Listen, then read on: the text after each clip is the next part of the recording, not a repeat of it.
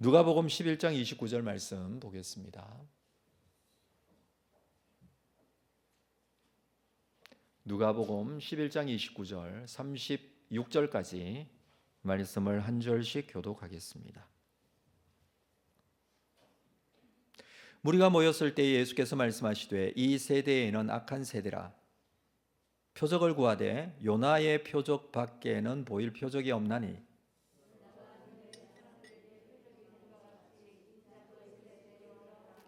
심판때에 남방 여왕이 일어나 이 세대 사람을 정죄하리니 이는 그가 솔로몬의 지혜로운 말을 들으려고 땅끝에서 왔음이거니와 솔로몬보다 더 큰 이가 여기 있으며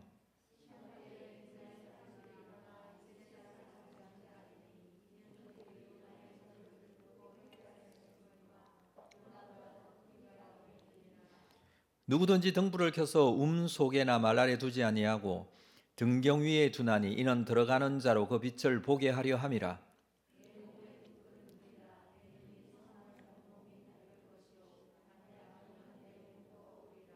그러므로 내 속에 있는 빛이 어둡지 아니한가 보라.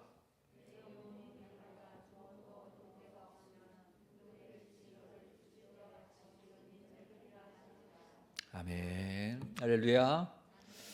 네, 금요기도에 나오신 모든 분들 주의 이름으로 환영합니다. 축복합니다. 참 잘 오셨습니다. 네, 들어오시면서 뭔가 좀 바뀐 게 없었습니까? 좀 뭐가 밝아졌어요. 네, 오늘 또 빛에 대한 말씀을 좀 나누어야 돼서 또 거기에 맞게 뒤쪽에 조명이 좀 어두웠던 것 같은데 조명 어두울 때는 잘 몰랐어요. 바꿔보니까 어두웠었구나. 그걸 알게 된 것 같습니다. 그래서 뒤쪽에 졸거나 딴 생각하거나 딴 데 보면 잘 보입니다. 이제 그전에 좀 어두컴컴해서 잘 안 보였는데 이제는 정말 잘 보이네요. 여기서도 네, 제일 뒤에 있는 교육자들 특히 잘 보입니다. 네. 우리의 삶 전부를 놓고 본다면 우리 스스로를 어떻게 평가할 수 있을까요? 뭐 아직 다 살아온 건 아니지만 우리의 인생이 많이 남기는 했지만 그래도 지금까지의 삶을 두고서라도 좀 평가해 볼 수 있다면 여러분의 인생은 성공한 인생입니까? 그렇지 못한 인생입니까?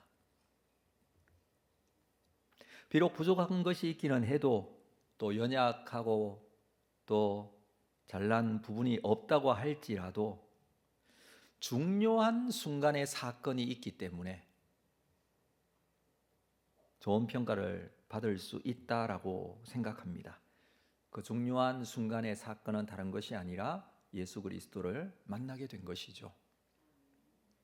예수님을 만나고 난 이후에 자기 자신을 보게 되었고 자신이 누구인지 알게 되었고 의미 없는 존재로 끝나는 것이 아니라 의미 있고 긍정적인 그런 존재로 우리의 삶 전체를 평가할 수 있다라는 것, 이것은 굉장히 큰 영적 자신감으로 작용할 수 있습니다. 이 영적 자신감을 가진 사람이 정말 대단한 사람입니다. 이 땅에서 뭔가 많이 가진 사람이 대단한 사람이 아니라 뭔가 화려해 보이고 뭔가 다른 사람의 부러움을 사는 외적인 것들을 소유한 사람이 대단한 사람이 아니라 영적인 자신감을 가지고 있는 확실한 믿음을 가진 사람이라고 생각합니다. 여러분, 예수 그리스도에 의해서 우리는 구원받은 하나님의 자녀가 되었습니다. 이 부분만큼은 의심하지 마시고 흔들리지 마시기를 주의 이름으로 축복합니다. 이게 얼마나 중요한지 지금 순간순간 우리가 잊어버릴 때가 너무나 많고 그래서 힘든 일이 있을 때 절망스러운 또는 실망스러운 나 자신의 모습이 느껴질 때도 있지만 우리의 인생 전체를 놓고 보고 또 우리의 인생 전체를 두고 이 모든 인류의 역사 전체를 두고 보았을 때 예수 그리스도를 믿어 구원받았음에 대한 이 사건은 놀라운 은혜, 그 무엇과도 바꿀 수 없는 것, 정말 성공적인 삶이라고 할 수 있습니다. 이 영적 자신감을 여러분 가슴 속에 다시 한번 담으시기를 바랍니다. 자신이 없으신가요? 다시 한번 이 영적 자신감을 담으시기를 바랍니다. 네. 오늘 29절 말씀부터 보았는데 이 29절 말씀은 16절에서 예수님을 시험하여 하늘로부터 오는 표적을 구한다라고 했었는데 그 말씀에 대한 답변입니다. 이들은 예수님이 가르치시는 하나님의 말씀을 믿고자 하는 마음보다 호기심으로 시험해 보고자 표적을 구하고 있습니다. 예수님, 그 예수라는 사람이 어떤 기적도 행한다더라라는 그런 어떤 이야기를 들었거나 또는 그것을 본 자들이죠. 사실 예수님은 표적을 많이 보여주었습니다. 복음서에는 이 내용을 많이 기록을 하고 있죠. 그런데도 불구하고 또다시 표적을 구한다는 것은 어떤 확실한 믿음을 얻으려고 하는 것이 아니라 불신에서 나오는 호기심 때문입니다. 그리고 예수님을 시험하고자 했던 악한 생각에 쓰였습니다. 이들은 믿음이 없습니다. 앞에서 말씀드린 이런 영적인 자신감이 있는 자들이 전혀 아니죠. 온전한 믿음이 없어 표적이 중요하다고 생각합니다. 그게 중요합니다. 표적이 중요합니다. 표적이 아니라 정말 믿음이 중요한데 그 믿음이 없기 때문에 표적이 중요한 줄 압니다. 그러나 참 믿음이 있다면 표적을 따라 살지는 않습니다. 여러 번 말씀드렸지만 표적이라는 이 단어는 표지판이라는 뜻이라고 그랬죠. 세메이온이라는 이 헬라어 단어는 표지판입니다. 그건 보여주는 사인판일 뿐입니다. 그게 본체 본질은 아니죠. 어떤 표적, 기적 이런 것들이 나타난다고 해서 그 자체가 본질은 아닙니다. 그건 보여주는 현상일 뿐입니다. 사실 주님께서는 그들 앞에 그들의 요구에 하늘에서 불이라도 떨어지는 표적을 보여주실 수 있는 분이시지만 그렇게 보여주셨더라도 그들은 믿지 못할 겁니다. 또 다시 표적을 요구할 것입니다. 사실 이 표적과 믿음은 별개의 문제입니다. 자, 예수님께서 이렇게 대답하시죠. 29절 말씀. 무리가 모였을 때 예수께서 말씀하시되 이 세대는 악한 세대라 표적을 구하되 요나의 표적밖에 보일 표적이 없다. 너희들이 표적이라고 말한다면 사인판, 깨달아야 할 것, 그것이라고 한다면 요나의 표적을 말할 수 있다는 것입니다. 이 표적만 구하는 세대를 악한 세대라고 합니다. 마태복음에서는 악하고 음란한 세대라는 표현이 나옵니다. 표적을 보여주었음에도 또다시 표적을 구하는 것은 좋지 않은 의도라는 것입니다. 예수님은 이들에게 요나의 표적을 말씀하시죠. 요나의 표적 이외에는 의미가 없다는 것입니다. 자, 30절. 요나가 니느웨 사람들에게 표적이 된 것과 같이 인자도 이 세대에 그러하리라. 요나가 물고기 뱃속에서 사흘이나 있었던 것이 니느웨 사람들에게 표적이 되었다라는 것입니다. 요나는 하나님의 부르심을 받고 니느웨로 가라는 말씀을 거역하여 배를 타고 도망갔습니다. 그러나 하나님은 그를 풍랑 속에서 물고기를 준비하시고 그 물고기 뱃속에서 3일을 갇혀 살다가 돌아오게 되죠. 그 내용은 우리 요나서를 통해서 잘 알고 있습니다. 물론 여러 해석들을 내놓습니다. 지중해 큰 물고기 이야기도 하고 큰 물고기는 그 뱃속에 공기층이 있어서 사람이 며칠 동안 살 수 있는 공기를 보유하고 있기도 하다 이런 해석들을 합니다만은 지금 그런 이야기를 할 것이 아니라 어쨌든 사람이 물고기 뱃속에서 3일 동안 살았던 것은 그래서 다시 돌아온 것은 이건 기적이죠. 분명히 사람들에게 이야기거리가 될 수 있을 정도입니다. 그렇게 돌아온 요나가 다시 니느웨로 가서 하나님의 말씀을 전합니다. 그렇다고 해서 요나가 물고기 뱃속에서 살았다는 것이 믿음의 대상은 아닙니다. 그래서 요나를 믿었습니까? 그건 아니죠.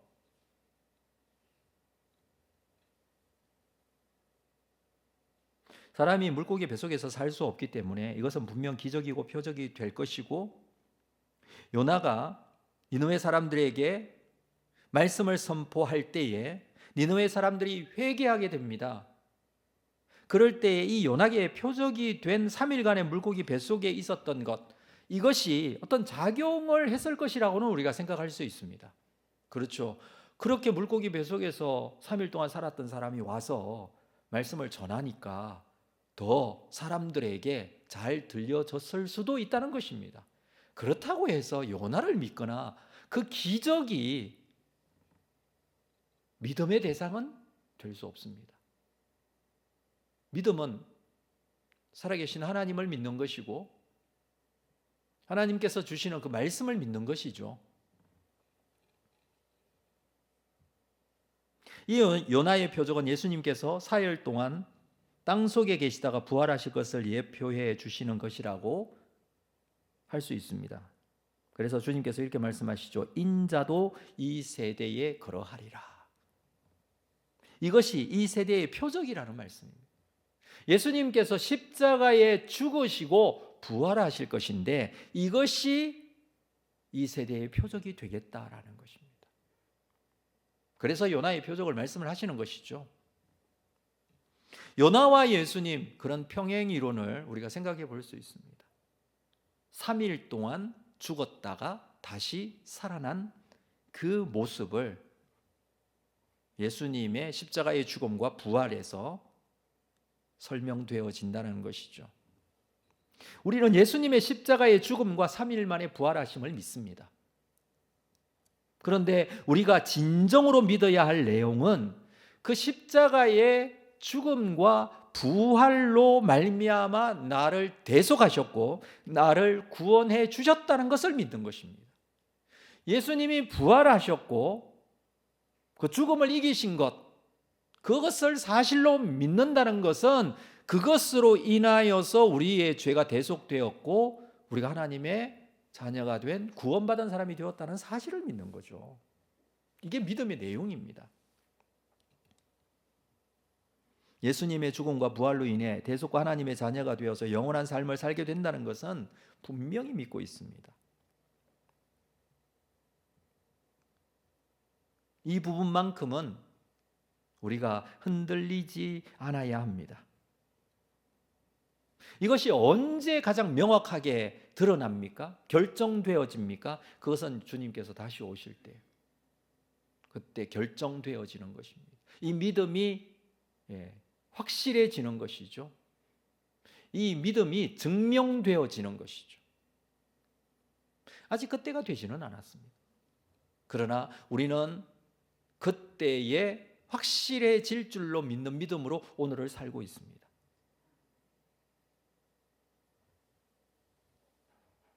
그래서 마지막 때를 얘기를 하는 것입니다. 31절 심판때에 남방여왕이 일어나 이 세대 사람들을 정죄하겠다. 이 심판때가 언제냐면 예수님 다시 오실 우리의 믿음이 확정될 그때입니다.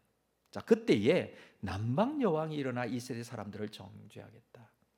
남방여왕이 바로 스바 여왕을 말하죠. 솔로몬에게 지혜를 배우고자 많은 선물을 가지고 솔로몬을 찾아왔던 여왕, 남방에 있었던 여왕이라고 표현합니다. 31절 하반절에 보면 이는 그가 솔로몬의 지혜로 말을 들으려고 땅끝에서 왔음이거니와 솔로몬보다 더 큰 이가 여기 있다. 이 여왕은 아마 솔로몬에게 와서 지혜로운 말을 들었을 것입니다. 그렇게 들은 지혜로 나라를 지혜롭게 다스렸을 것입니다. 그는 솔로몬으로부터 크게 영향을 받았을 것입니다. 그러나 예수님은 솔로몬보다 훨씬 지혜로운 분이십니다.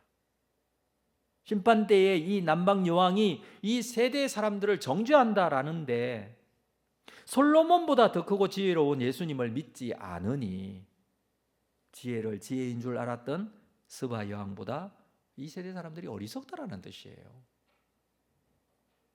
예수님을 알아보지 못하고 예수님께 나오지 못한 이 세대 사람들.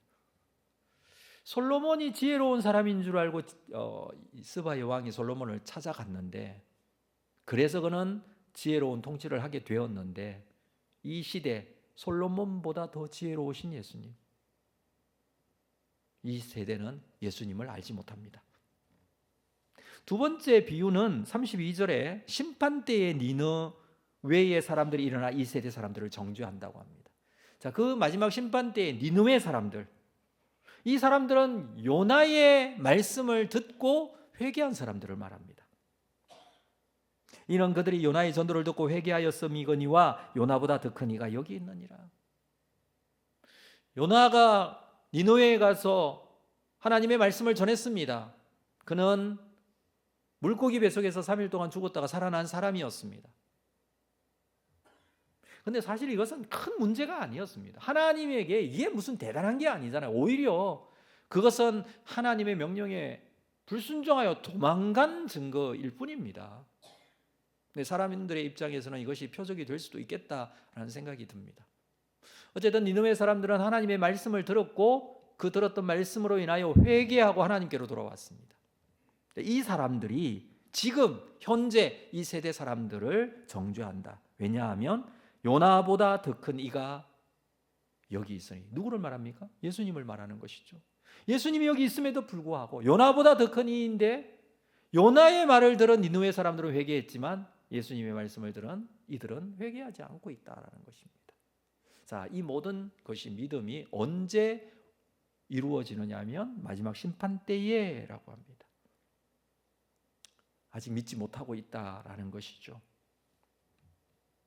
그리고 이어서 예수님께서는 정말 하고 싶은 말씀을 하십니다.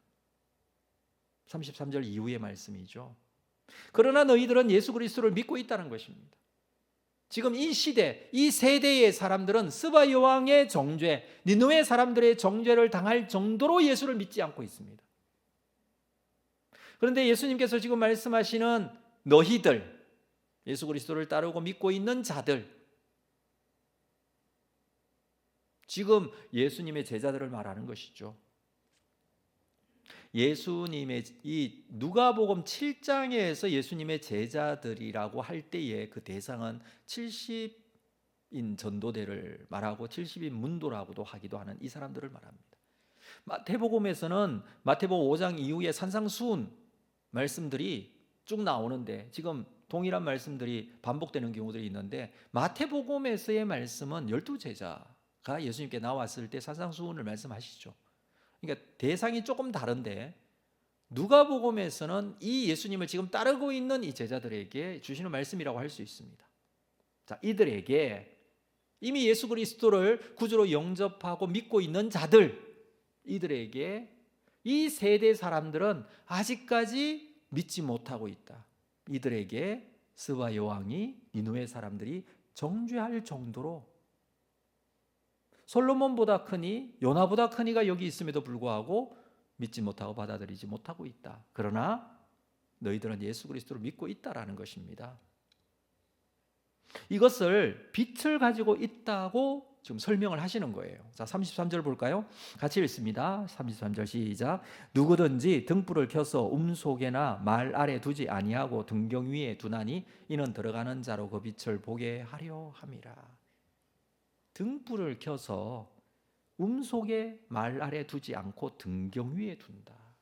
등불을 켜면 그 등불, 우리나라로 예전의 모습을 본다면 호롱불, 이런 거, 등잔불 이런 것들이 되겠죠. 그게 사실은 밤에 그렇게 밝지를 않습니다. 근데 암흑의 시대였던 그때 밤중만 되면 깜깜했잖아요. 가로등이 있었던 시대도 아니고, 그때는 이 작은 등잔불도 굉장히 밝은 빛이 되기는 했었죠. 아무것도 없는 시대에, 그때에는. 근데 이 등잔불을 등경 위에 두어야 합니다. 잘 비춰질 수 있도록. 그건 누구나 다 알고 있는 것입니다. 그래서 들어가는 자로 그 빛을 보게 하려 함이라. 속에나 말 아래 두지 아니한다. 이라는 것은 땅을 이렇게 파서 사람들이 땅 속에 거적 같은 것을 덮고 숨는 그런 어떤 모습, 그걸 이라고 우리나라 말로 지금 번역을 해놓은 거예요. 그 속에다가 등불을 두면은 밖으로 빛이 나오지 않기 때문에 전혀 쓸모가 없어요. 말이 뭔지 아십니까? 말. 곡식을 대는 이 말. 네. 뭐라고 해야 될까요? 말. 네. 그냥 말인데 무슨 말로 설명을 해야 될지. 되는 알죠? 되는 조금 다 작은 단위를 측량하는 그릇이라면 말은 더 큰. 저희 집에도 말이 있었는데 어릴 때. 근데 이게 이렇게 둥글게 나무로 주로 만들어요. 그릇이 굉장히 좀 큽니다. 근데 그걸 등불을 켜놓고 엎어놓으면 하나도 안 보여요. 그렇게 하는 사람이 있을까요? 없다는 것이죠. 지금 그 이야기를 합니다. 등불은 등경 위에 두어야 잘 보입니다. 왜 이 말씀을 하느냐 하면 마찬가지로 하나님의 복음이 온 세상에 전파되어야 한다, 이 비유를 지금 말씀하시는데, 누구든지 등불은 음속에나 말 아래 두지 않습니다. 누구든지 잘 아는 거예요. 일반적인 진리입니다. 예수님이 빛이시기 때문에 지금 이 말씀을 하시는 것이죠. 요한복음 1장 4절에 예수님께 영원한 생명이 있는데 이 생명은 사람들의 빛이라 그랬습니다. 사람들이 볼 수 있는 빛이라 그랬습니다. 예수님이 영원한 생명의 빛을 가지고 계신 것입니다. 그 빛이 우리 가운데 오셨다라고 합니다. 이 영원한 생명의 빛이 사람들에게 비치게 되지만 어두움이 깨닫지를 못합니다. 빛이 어둠에 비치면 어둠은 사라지게 되는데 어두움이 깨닫지를 못합니다. 예수님이 생명의 빛이시고 그 빛을 영접하는 자는 어떻게 됩니까? 하나님의 자녀가 되죠. 영접하는 자, 곧 그 이름을 믿는 자들에게 하나님의 자녀가 되는 권세를 주신다라는 말씀이 바로 이렇게 나온 것이죠. 우리가 이렇게 하나님의 자녀가 되었다는 것입니다. 빛을 영접해서 빛을 소유하게 되었다라는 것입니다. 예수 그리스도를 믿음으로 말미암아, 내가 예수 그리스도를 영접함으로 말미암아 빛이신 예수님께서 내 속에 들어온 것이죠. 빛이신 예수님을 영접하면 자기 자신을 볼 수가 있습니다. 내 속에 들어오신 빛이신 예수님으로 인해서 나를 보게 된다는 것이죠. 내가 어떤 사람인지를 알게 되고 나 자신을 명확하게 볼 수 있는 상태가 된다는 것입니다. 그리고 받은 진리를, 그 놀라운 복음의 역사를, 내가 받은 이 생명의 복음을 전하고 그 말씀대로 사는, 빛을 비추는 생활을 하게 됩니다. 자, 이것을 어떻게 우리가 말할 수 있느냐 하면 내 속에 들어오신 예수 그리스도, 빛이신 예수 그리스도가 드러나는 삶을 말합니다. 빛을 반사하는 것과 같죠. 달이 그렇지 않습니까? 달은 스스로 빛을 낼 수 없지만 태양으로부터 받은 빛을 반사해서 우리가 달을 볼 수 있듯이 빛이신 예수께서 나에게 오셔서 내가 그 빛을 드러내는 삶을 살 수 있다는 것입니다. 주님께서는 그래서 너희는 빛의 자녀들이라고 말씀하셨습니다. 빛의 자녀로서 나에게 주어진 그 빛을 비추고 살아가는 것, 그 모습을 지금 등불을 켜서 등경 위에 둔다라고 표현을 하고 있는 것입니다. 빛을 비추는 삶은 예수님의 빛을 반사하는 것 같습니다. 다시 말해서 예수님을 닮아 예수님을 따라 사는 것을 말합니다. 그것은 주님이 주인 되시는 삶을 살아가는 것을 의미하죠. 내 속에 주님께서 사시는 것을 말합니다. 내 속에 주님께서 역사하시고 나를 주도하시고 인도해 가시는 것을 말합니다. 자, 34절 말씀 볼까요? 내 몸의 등불은 눈이라. 내 눈이 성하면 온몸이 밝을 것이요 만일 나쁘면 내 몸도 어두우리라. 내 몸의 등불이, 눈이라는 것은 개인 속에 있는 이 마음의 눈을 말합니다. 마음의 눈은 복음의 등불을 받아야만 눈이 성하여지고 온몸이 밝게 보입니다. 우리가 우리 스스로를 볼 수 있는 것은 이 빛이 없으면 볼 수가 없습니다. 그러나 빛이 내 속에 오면 그 빛으로 인하여 내가 나를 볼 수 있습니다. 눈이 나쁘면 내 몸도 어두워 보지 못하듯이 복음을 알지 못하면 자기 자신도 보지 못한다는 의미입니다. 이 복음적인 예수 그리스도, 복음 대신 예수 그리스도께서 내 속에 들어오셔서 나를 주도하시고 나를 인도해 가시고 나를 붙들어 주시면 내가 나를 볼 수 있습니다. 이게 마음의 눈이 열리기 때문에 그래요. 그때 본 모습이 어떻습니까? 여러분, 우리가 예수 그리스도 앞에 서서 나를 볼 때의 나의 모습은 어떻습니까? 여러분은 어떠셨나요? 예를 들어 볼까요? 누가복음 5장에 지난주 우리 중고등부 수련회 때 들었던 말씀이기도 한데, 갈릴리에서 물고기를 잡던 베드로, 예수님께서 깊은 데로 가서 그물을 내려라, 그리고 그물이 찢어질 정도로 많이 고기를 잡고 나서 그는 예수 그리스도를 만났습니다. 그리고 어떻게 하죠? 무릎을 꿇고 나를 떠나소서, 나는 죄인입니다. 자기를 본 거예요. 그전에는 볼 수가 없었어요. 왜? 빛이신 예수님, 나를 보게 하시는 그분, 그 복음의 본체이신 그분이 내 속에 들어오셔야 나는 나를 볼 수 있어요. 근데 우리는 우리 자신을 본다고 생각을 해요. 예수님과 상관없이 나는 나를 알고 있다고 생각을 하고, 그것은 아직까지 진정한 복음의 빛이 무엇인지 잘 모르기 때문이죠. 근데 예수님이, 빛이신 예수님이 내 속에 오셔서 나를 보게 하십니다. 마음의 눈이 열리기 때문에 나 자신을 알게 하시고 깨닫게 하십니다. 그래서 우리가 예수 그리스도 앞에서 그분을 깊이 만날 때에 우리는 정말 영적인 눈이 열려서 나 자신을 볼 수 있습니다. 어떻게 할 때 볼 수 있습니까? 그분을 볼 때 볼 수 있습니다. 그분이 나의 구원자가 되시고, 그분이 하나님이 되시고, 그분이 거룩하신 분이라는 이 확신과 믿음 안에 서 있을 때에 우리는 정확하게 그분을 보는 것이죠. 그럴 때에 나 자신을 볼 수 있습니다.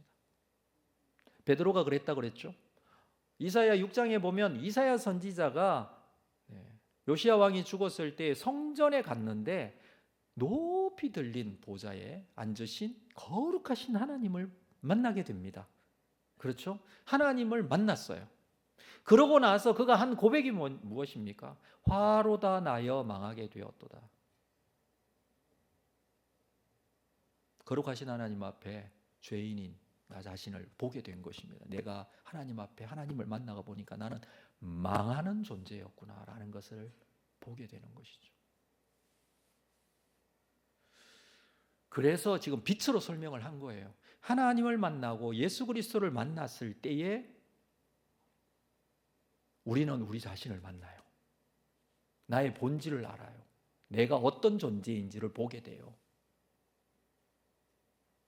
지금 그 이야기를 하는 것입니다. 빛이신 예수님께서 우리 속에 들어오셨기 때문에 나는 나 자신을 정확하게 볼 수 있다는 것입니다. 근데 빛이 없으면 볼 수가 없어요. 그래서 35절에 그러므로 내 속에 있는 빛이 어둡지 아니한가 보라는 것입니다. 정말 나는 나를 보고 있는가?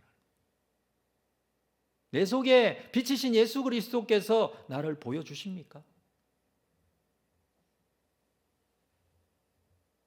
복음을 받은 자들이니 복음을 받은 자답게 빛의 자녀로서 빛의 자녀답게 자기 자신을 아는 사람으로서 자기 자신이 누구인지를 본 사람으로서 그렇게 살기 위해서는 그 빛을 보여주고 살아야 되죠. 그것은 주님의 말씀대로 순종하고 살아가는 것을 말합니다. 빛을 비추고 살고 있는지를 보라는 것입니다.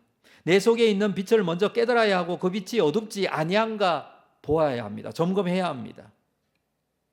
마지막 36절, 내 온몸이 밝아 조금도 어두운 데가 없으면 등불의 빛이 너를 비출 때와 같이 온전히 밝으리라고 했습니다. 온몸이 밝아 조금도 어두운 데가 없으면, 온몸이 어떻게 밝을 수 있다고요? 예수 그리스도로 인하여 밝을 수 있습니다. 그분을 진정으로 만날 때에 환하게 비춰진 모습으로 우리는 우리를 알 수 있습니다. 그리고 내가 예수 그리스도로 인하여 구원받은 하나님의 자녀가 되었음에 대한 확신과 믿음을 가지게 됩니다. 등불의 빛이 너를 비출 때와 같이 온전히 밝으리라고 했습니다. 자, 이 모습이 무슨 모습이냐 하면 나중에 완성될 하나님 나라에서의 우리의 모습들입니다.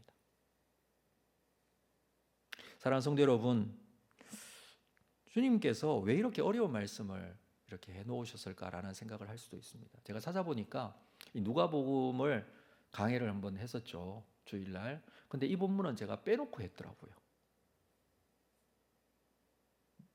네, 저만 아는 사실일 겁니다, 아마.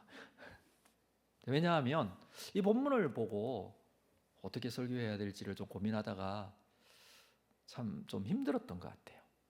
쉽게 설명하기가 좀 힘들고 그래서 지나갔던 것 같은데 다시 한번 본문을 좀 살펴보았습니다. 우리가 우리 자신을 과연 보고 있는가? 그러기 위해서는 우리는요, 주 예수 그리스도를 깊이 만나야 하고 그분이 내 속에 빛으로 오셨음을 경험할 때 우리는 우리를 볼 수 있습니다. 그게 없었기 때문에 예수님 시대에 많은 사람들 예수님을 받아들일 수 없었고 깨닫지 못하고 믿지 못했습니다. 예수님은 솔로몬은 믿으면서 요나는 믿으면서 예수 그리스도를 믿지 못하는 이들을 향하여 비유로 지금 이 말씀을 하시는 거예요. 여러분, 우리는 얼마만큼 나 자신을 알고 있습니까? 나의 본질을 어떻게 보고 있습니까? 내가 어느 정도의 사람인 것을 깨닫고 있습니까? 뭐 이 정도 살면 되겠다라고 생각을 하십니까? 그렇다면 왜 수많은 사람들이 하나님을 만났을 때, 예수 그리스도를 만났을 때 자기의 죄인됨을 고백하고 오히려 나를 떠나달라고, 나는 부정한 백성 중에 거하면서 거룩하신 하나님을 배웠다, 이렇게까지 표현을 할까요? 여기서부터 신앙과 믿음이 시작이 되는 것이고, 이게 바로 자기 부인이고 자기 자신을 인정할 때에 그리스도의 복음의 역사가 얼마나 내 가슴 속에 크게 작용하고 작동되어지는지를 알 수 있습니다. 이 복음이 얼마나 나에게 큰 은혜인지를 깨닫게 된다는 것이죠. 그리고 나에게 들어오신 이 빛으로 인하여서 당연히 이 빛은 드러내고 증거되어져야 할 것들, 그래서 등경 위에 두는 것입니다. 이건 확신과 믿음에 대한 신앙의 고백을 올려두는 것입니다. 숨겨둘 필요가 없습니다. 말하지 않을 필요가 없다는 것이죠.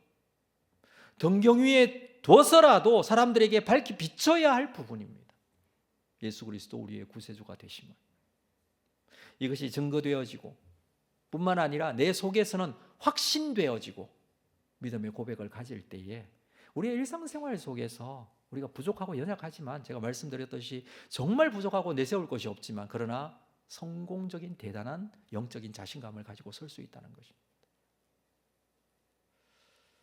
정말 영적으로 죄인됨을 고백하는 이 밑바닥까지 내려가는 영적 체험이 우리에게 필요합니다. 그러나 다시 세우시는 하나님의 놀라운 은혜가 얼마나 큰지를 다시 한번 깨달을 수 있습니다. 오늘 이 밤에 이 복음의 원리를 내 가슴 속에 다시 한번 담고 마음의 눈을 열어 자기 자신을 볼 수 있는 사람, 다시 영적인 눈을 열어서 주님을 볼 수 있는 사람, 그 주님께서 나를 붙들고 계시고 오늘도 사랑한다 말씀해 주시는 그 말씀에서 확인할 수 있다는 사실, 이것으로 인하여 흔들리지 않는 믿음으로 승리하는 여러분들 다 될 수 있기를 주의 이름으로 축복합니다. 기도하겠습니다. 하나님 아버지, 내 속에 이 복음의 빛이 명확한지 돌아보기를 원합니다. 예수 그리스도 생명의 빛, 이 빛을 소유한 자로 살기를 원합니다. 말씀에 순종하고 말씀을 실천하며 주님을 따라가는 삶이 되기를 원합니다.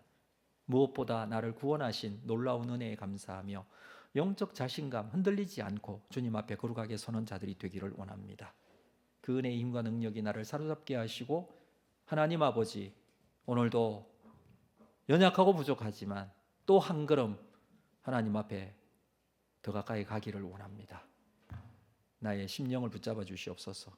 이 기도의 시간, 주님의 뜻대로 기도하는 귀한 은혜의 시간이기를 원합니다. 예수님의 이름으로 기도합니다.